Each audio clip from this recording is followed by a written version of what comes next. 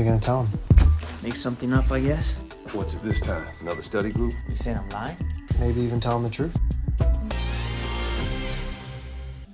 My name's Detective Alex Sanchez.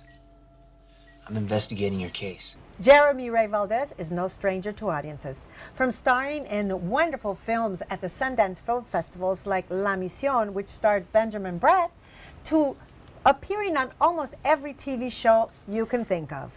And now, fans are getting a big dose of Jeremy because he just landed a role in The Bold and the Beautiful. It's a soap that's been around for almost, well, over 30 years. So we want to welcome Jeremy Ray Valdez to the Trend Talk. Great, thank you so much, ladies. You were telling me that this soap is the most popular soap ever. In the world. In the world. It's shown in almost every country, yeah. And it's a primetime show in countries in Europe, so they have unbelievably rabid fans. Right, you were telling us about the fans. Tell us about how they're different from the other, fans. They're just so anxious and like thirsty for storylines, and now because social media is so prevalent, my Twitter, my Facebook, my Instagram, they all just get flooded with questions. Talk to us a little bit about Alex Sanchez. What's going on with him, He's or a what's his story? What's his story? Trying to solve crime in Los Angeles. You get this role, and then you're asked to be one of the presenters at the Daytime Emmys, right? Right. This is a few weeks ago. The producers asked me to present at the Daytime Emmys, and I was like, really? Is this a wrong number? No, this is but they were really, Brad Bell, who's the executive producer and head writer of the show, he's just one of the most generous people you could ever imagine. And just such a cool guy. And yeah, they asked me if I wouldn't mind presenting with one of my co-stars, with Annika, and I said yes. What is it like? Because soaps, they have a quick turnaround. They have a quick turnaround. You have to really have a lot of lines to learn, and tell us about that. Daytime TV is the most, without a doubt, the most intense acting I've ever done, as far as the craft of acting, as far as line memorization. We work 4 days a week, but we can shoot up 7 to 8 episodes in a week. Wow. Which is crazy. When we shoot one episode of a daytime drama, it's 8 days to shoot one episode, and this we're doing 7 to 8 episodes in a week. I've seen you in some independent films. Excellent work. You do some excellent work. Thank you. I think I kind of put you and some of your friends into the Lad Pack. Right. The Latino Lad Pack. We did, some of my buddies. Do some wonderful work in front of the camera, but you also are passionate about doing work behind the camera. You're an awesome photographer. Oh, thank you. Photography is definitely one of my passions.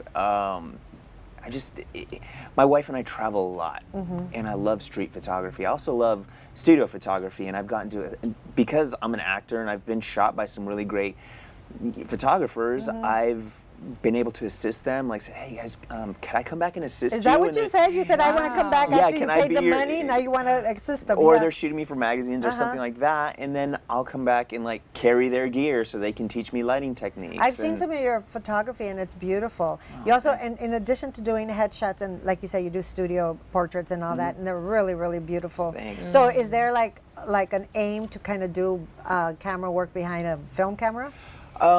I would love to direct. I think I'm writing now, and I'd love to eventually direct.